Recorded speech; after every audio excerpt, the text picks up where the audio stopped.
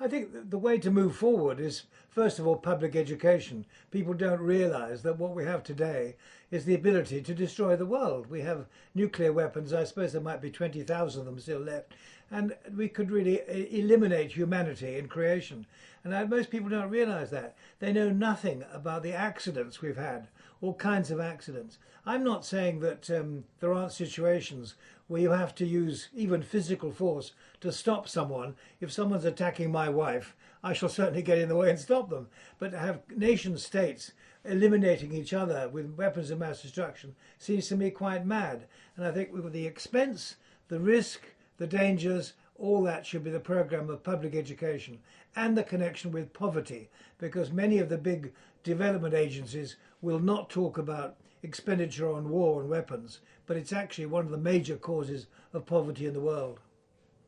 How do we educate our politicians to see this different view?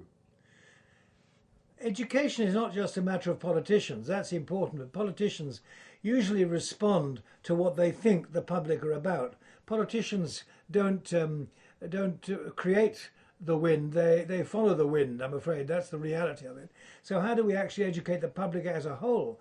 By persistence, by constantly maintaining another point of view, endless letters to the papers, debates, dialogue, discussions. I mean, there are so many heroic people who've actually refused. I mean, Joseph Rotblat is a hero of mine. He's a professor who's dead now, came from Poland as a refugee.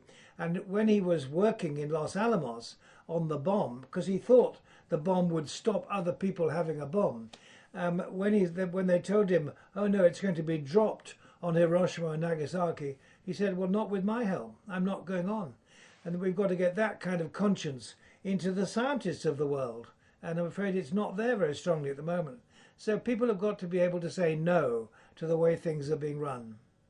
So the people who actually created the bomb in the first place were not totally aware of the destruction that they were going to cause to humanity. I think it's true that when people, the first scientists who created the bomb in Los Alamos, I don't think they really knew what was coming. They didn't know. But once they saw what had happened in Hiroshima and Nagasaki, then they should have been absolutely screaming out loud, stop this. In fact, there were people, in fact, Clement Attlee in this country, Clement Attlee wrote within 2 weeks of the bombs, he said, this is the end of war. We've got to find another way of solving problems. And in this country, in Britain, it was really Ernest Bevin who turned the thing round. And Ernest Bevin came into a cabinet meeting late in the day and he said, I don't care what this costs. I want these things, atomic bombs. I want them over here with a bloody great Union Jack on top. And that's exactly the kind of inspiration that's driven it ever since. It's a big country, got to have nuclear weapons. Got nothing to do with security, really. It's being big on the world scene. And we've got to realise that being big is pretty stupid, really, in a world of 7 or 8 billion people and nearly 200 different nation states. We've got to learn to live together without threatening each other with mass murder. You are one of the founders of CND, aren't you? Not quite, no. Well, you tell me your early days and how the whole thing came into being. I got involved with CND a year after it started. When it started, I was a curate in a church in Kensington. I remember Easter of 1958. All these people were walking along High Street, Kensington, and they were interrupting my weddings. I had 5 weddings that Easter Monday, and the timetable was all up the spout, and I couldn't know what was happening. I was really cross. But I began to listen, particularly to a wonderful old archbishop, a Jesuit archbishop called Roberts, who had been the Archbishop of Bombay. And he wasn't a pacifist. He said the traditional teaching of the Christian church is you do not deliberately assault civilians in war. War may be possible, but you don't attack civilians. And he said nuclear weapons do nothing else except attack civilians. And I'm opposed to it. And I thought, oh, he's talking good sense. And then the churches got into this funny position of saying, well, it may be wrong to do it, but it's not wrong to threaten to do it. Well, actually, that makes no sense at all, because you've got to have people who are really prepared to do it if to make a threat credible at all. And so it didn't hold water. I never agree with that. And so I became a bit of a lone wolf in my church in this country on this issue. because I kept on saying, I'm sorry, but if adultery is wrong, then threatening to commit adultery, that's wrong too.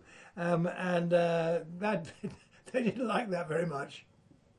Would you think that our position with the Americans is the reason that we're now spending so much money, or is it because our politicians just cannot see the obvious truth? We've been boot boys or lackeys or whatever the rude word is to the Americans almost from the word go. We really didn't have the capability of manufacturing nuclear weapons and their delivery systems in the way that the Americans had, and we were dependent on them for information all the way. And it was a two-way contract, because as a result of our connivance in this, they had bases in this country to attack the Soviet Union. Mildenhall, all these different bases, over 100 bases once in Britain. So that was the kind of deal that was actually behind it. But I remember Macmillan, during the Cuba crisis, Macmillan said, we'll give up nuclear weapons if this will help to defuse the situation over Cuba. So there were politicians here. Enoch Powell, actually, infamous for all sorts of reasons, but Enoch Powell constantly said these things do not make anybody secure, they make us more insecure, and we ought to get rid of them. So there have been politicians who've talked sense, and now, fortunately, we're getting the Scotch Nationalist Party, the Green Party, Plaid Cymru in Wales, all saying the same thing. And internationally, most of the non-nuclear weapon countries know perfectly well that they are at danger because of what we're doing, as well as we being at danger, they are too. And so I think the tide is now moving away from reliance on nuclear weapons, except in the extreme nationalist countries like ourselves, the Americans, what's left of Russia. Those are the people who are the problem. When I was a lad, we were told that if we put a paper bag over our head, in the case of a nuclear attack, we'd be perfectly safe. Do you think the public had been fooled, or do you think they really knew what was going on and couldn't do anything about it? The public have been completely fooled. When that epic film, The War Game, came out, they had films of it interviewing people from the Women's League and Civil Defence, all saying, oh, we're going to take soup round on bicycles after the bomb and to look after the people.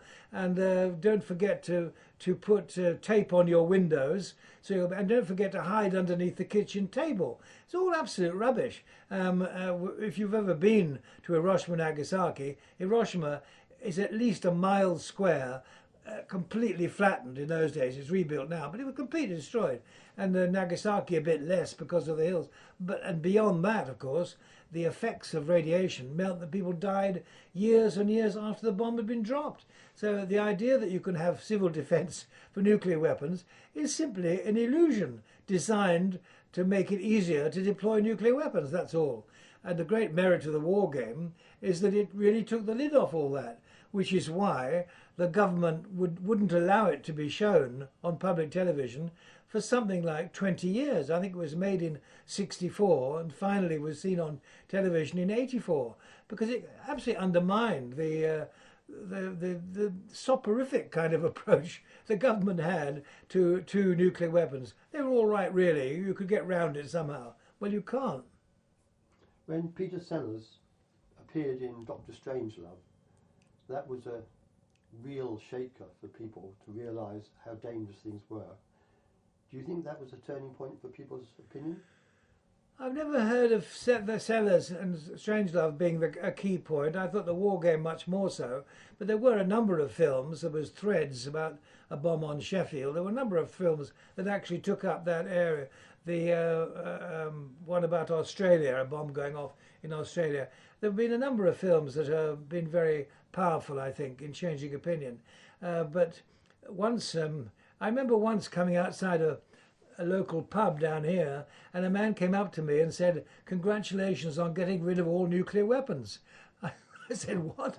He said, "Yes, congratulations." I said, "Thank you very much," because the public don't know where we are unless something's actually on the boil on television. They don't know what's happening. Most people have no idea there are nuclear risks. And when I talked, as I did a moment ago, about the risks of accident and misunderstandings, that's the real danger. I really think you'd have to be stark raving mad to fire a nuclear weapon now that we know what they do. But that's not the issue. The issue is that people don't always know what's happening. And we've had occasions in the Cold War when we came that close to a nuclear war because people misunderstood what the other side were doing. And we've had physical accidents, all sorts of bombs dropped. The one in Spain, Palomares in Spain, they had to dig up half the topsoil for about a mile square and take it away. It was all radioactive. So the accident issue is one that needs to be really plugged. People understand what high wire risks they're taking. It's one thing to take a very remote risk. It's not a remote risk when you've got nuclear weapons. It's always present. We're living in a small island here, and we're being told that people look upon us as being an influence in these affairs, and we don't hear too much about what happens in the United Nations. But you yourself have had contact with the people abroad. How do they feel about it, the ones who aren't in the nuclear club? I think a lot of people in non-nuclear countries are really quite shocked that in a world that's supposed to be running out of money and hasn't got enough doctors and all that stuff, and hasn't enough food, that we can go on for nuclear weapons. I think they think we're a bit mad, especially now when the dangers to this country, as I see it, are not nation states. It's organised groups of people we call terrorism or terrorists. I mean, I think nuclear weapons are terrorist weapons, but so unless you have a territory and somebody who's frightened of being killed, nuclear weapons make no sense anyway, because they're meant to deter. Well, if you can't be deterred by dying because you're going straight to heaven or something, what's the point of nuclear weapons? So I think they've actually completely passed their sell-by date, even in the minds of the people who originally supported them. And outside this country, and in many of the churches and international organisations, I think it's just seen to be mad. That's why here we are so driven by our own ridiculous sense of national importance, that we somehow think that if we didn't have a nuclear weapon, we wouldn't count in the world. I remember people coming to me and saying, if we didn't have nuclear weapons, we wouldn't be on the Security Council of the United Nations. I said, excuse me, when the United Nations Security Council was set up in 1945 with the Charter, only one country had nuclear weapons. None of the other people on the Security Council had nuclear weapons. We were number 3 with nuclear weapons. There's nothing in the UN that says you've got to have nuclear weapons before you're important on the Security Council. It's a complete rubbish. But that's the kind of fear that we're not sufficiently important if we don't have nuclear weapons. Well, come on. I'm more interested in being alive than being important with nuclear weapons. And there is this legacy, because these weapons can't just be destroyed. If we decided tomorrow to get rid of all our nuclear weapons, we've still got this residual nuclear fusion, and we're sort of passing that on to future generations. So how do you feel our responsibility to future generations on what we've created in this last century?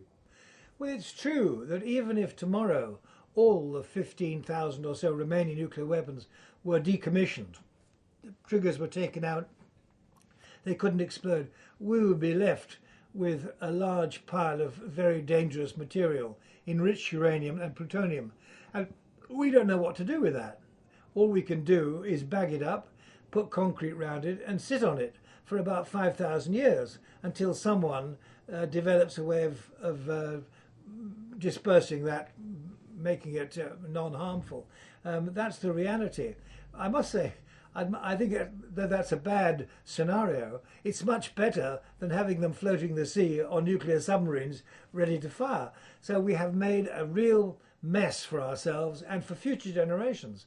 But as I say, scientists, I hope one day, will be able to neutralize even the radioactivity of nuclear weapons. I hope. But again, there are accidents possible with the storage of nuclear material. Accidents are possible. So we've made the world a more dangerous place because of it. And we didn't do it in order to deter somebody else having nuclear weapons. We did it, actually, in 1945 because we thought it's the quickest way to get the Japanese out of the war before the Soviet Union come in. And the Soviet Union was halfway down the Sakhalin Islands, north of Japan, on their way to capture Japan. And so we had to have a quick solution to the end of that war. And so we were not prepared to wait and do negotiations. And the one sticking point, people don't know this, the one sticking point of the Japanese Peace Party was that the emperor would have his position maintained, that he was semi-god, and so he wouldn't be made a war criminal. We wouldn't, at Potsdam in 45 in July, we wouldn't agree anything at all except unconditional surrender. So that meant the Japanese were not going to surrender. But once the bombs were dropped and they collapsed, MacArthur was dealing with the Japanese, and he gave the emperor exactly what he wanted. The emperor was never tried as a war criminal. He should have been. He was party to all that was going on, but he was never tried as a war criminal. So we didn't even have to drop the bombs in 1945 to end the Second World War. That's the reality. And McCarthy, in the Korean War, wanted to use the same weapon to finish off the North Koreans. The use by Truman and the others of the nuclear weapons 45 was not the last time those threats were seriously made. In the Cuba crisis, I think it was very likely that the American general would have wanted to do the same thing if that was the way to end it. He certainly wanted to bomb the Cubans straight away, which would have resulted in the use of nuclear weapons. So there are enough lunatics around in power in the world to want to use nuclear weapons. But that's even a bit unfair to them, because in moments of very high crisis, when you've only got 5 minutes to make decisions, people don't always make intelligent decisions. And if you're number two, in the Cuba crisis, there was a Soviet submarine on the sea floor, and the captain was out of touch with Moscow. He couldn't communicate, and he thought the war had started. And there was an American aircraft carrier up there, and the captain said, "We'll fire our nuclear torpedo at that aircraft carrier, even if it means suicide for us. It'll be for the honour of the Soviet Navy." And his number two said, "You're right, sir, we'll do that for the honour of the Soviet Navy." And number three, who also had the key, number three said, "We may be starting World War III." And that stopped them. They didn't do that. That's the kind of close moment that we came to at that time. You can't fool around with things like nuclear weapons. And that's what we've been doing now for over 50 years. We've had a war in Iraq, we've had a war in Afghanistan, and never have they actually mentioned anything about nuclear force there. So is there some hope when we see that they actually take to conventional war and not nuclear war? It's true that in the recent wars in the Middle East, there's been never any serious proposal to use nuclear weapons on Iraq or on Afghanistan. There was no argument that could possibly justify it, because we knew that neither country had nuclear weapons or could deliver nuclear weapons, so it never became a reality. Where it was more of a reality, and I think it's more striking, are the two cases of Vietnam. If you remember, the Americans escaped almost by helicopter and a rope ladder. The last ones got out of the American embassy. Well, there was a humiliation of a major sort for the world superpower. Nobody actually said we'll drop nuclear weapons on North Vietnam, because it was mad to do so. The Soviets had exactly the same experience, but less dramatic, in Afghanistan. They invaded Afghanistan, or they were asked in, they invaded Afghanistan, and after 2 years they were driven out, as we know. No one that I know of, and the Soviets suggested that we should use nuclear weapons on the Afghans at that time. It would have been possible, but it would have been mad to have done it. So that's what I mean. And nuclear weapons are the illusion of power rather than the reality of power. If I threaten to commit suicide, it may worry you for a bit, but it's not a very intelligent way for me to defend myself. And that's what nuclear weapons are. So there are ways of being able to sort out our arguments between different nations without such violence. We've got a long history of sorting out arguments with other countries by negotiation, by dialogue, by looking at the injustices and seeing how we can rectify them. I think it was Gladstone who ended the British involvement in the American Civil War by being prepared to pay unconditionally millions of pounds for the damage done by the Alabama ship, which was a privateer belonging to the South, and which sank a lot of British and other ships. And the American who won, the American Union, they wanted damages, and Gladstone paid up. I mean, he realised that Britain had been in the wrong position, the wrong time. But that's true all the time if we have negotiations. Northern Ireland was a situation which looked irresolvable. And if there's one nice thing I'll say about Tony Blair, he actually, I think, did promote the idea of a negotiated peace in Northern Ireland, which meant things that were rather unpleasant, like some people who'd committed murder were not being prosecuted for it on both sides, and so on. But some sort of peace was established, and please God it will maintain. So I have neighbours here of all sorts. I don't like them all. Some of them I don't like at all. But I've never thought of shooting any of them. There's a man who parks his car directly outside my house. Well, it's not my place, but I think it's my place. Well, I get really cross about this, but I've never thought of bumping him off as a result. There's a woman who plays incredibly loud music across the street on a Sunday afternoon. I've never thought of chucking a hand grenade through the window to stop her. There are more intelligent ways of settling disputes than war. More intelligent. So finally, how do we go about making that change? How do we go about educating the people in power? I think what we need is a massive programs of public education in our schools. You can't talk about these things in schools. I remember you can talk about them now, but during the hot days of the Cold War, it was very dangerous, very difficult to go into a school. I haven't been kicked out, but I haven't been invited in to all sorts of schools. We've got to learn the real history of how things have happened. What we're hearing now, endless propaganda about the First World War, endless propaganda. How awful it was, how this, how that, the other. We're hearing hardly anything about those who tried to stop the First World War. The Tsar, Nicholas, in 1898, had a major conference on stopping war in Europe. Who knows about that? Who knows about that? He was ignored, he was laughed at. We sent the most belligerent naval officer we could think of to represent us at the first Hague Peace Conference. The women of this country and the worldwide, the Women's International League of Peace and Freedom, they went to all the world leaders, including the President of the United States. They had a major event in the Hague in 1915. Our government obstructed. They let them get as far as where was it? One of the ports down the Thames, and made them sit there for 2 weeks. They wouldn't let them go across to join the conference.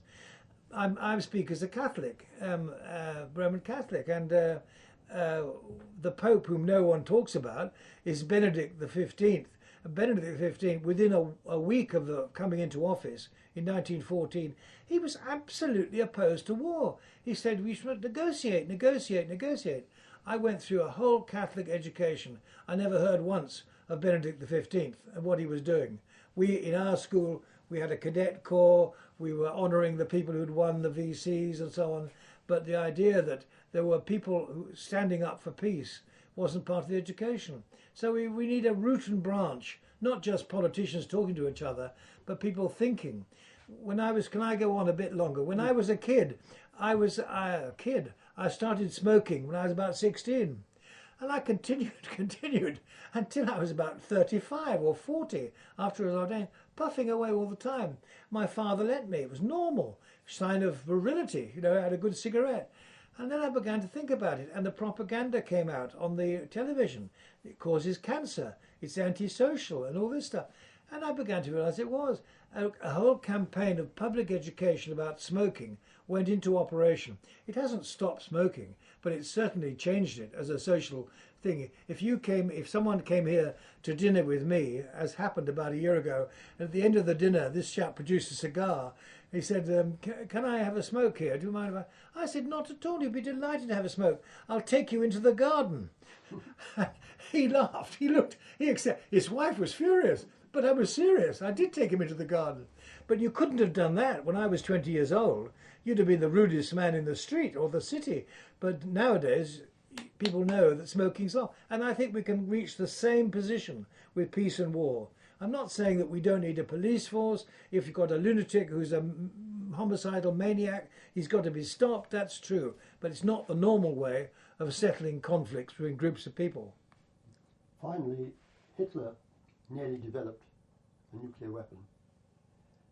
and at that time we had developed ours in America. What if we had finished Hitler with a nuclear weapon? How would this country have fared having done that? If we had finished off Hitler with nuclear weapons. He was experimenting with heavy water, wasn't he? Yeah, he was. By the time Joe Rotblat got into Los Alamos, it was known then that Hitler hadn't any chance. He was trying to get heavy water. He was trying, and he wasn't succeeding.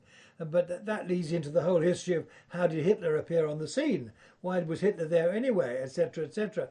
But actually, at that time, Hitler had no chance of getting operational nuclear weapons. I think he was relying on rockets and doodlebugs and all that would be the wonder weapon that would save him at the end. Which really is what made Joe Rotblat realise that nuclear deterrence wasn't operational at that stage because there was nobody to deter with nuclear weapons, and yet we were going to use them on the Japanese.